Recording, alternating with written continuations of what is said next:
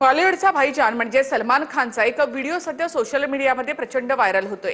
सलमान खानचा लुक पाहून चाहत्यांनी या ठिकाणी चिंता व्यक्त केली आहे। सलमान खान खूपच आजारी असल्यासारखा यामध्ये दिसतो, थकल्यासारखा दिसत होता।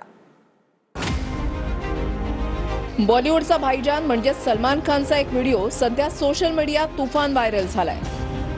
मुंबईतल्या झोपडपट्टी पुनर्विकास महामंडळाच्या एका कार्यक्रमात सलमान खान सहभागी झाला, पण त्यावेळचा सलमान खानचा लुक पाहून चाहत्यांनी चिंता व्यक्त केली।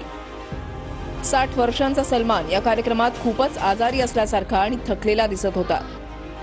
आपल्या फिटनेससाठी आणि रुबाबदार व्यक्तिमत्वासाठी ओळखल्या जाणाऱ्या सलमान खानला असं पाहून त्याच्या चाहत्यांना धक्का बसला।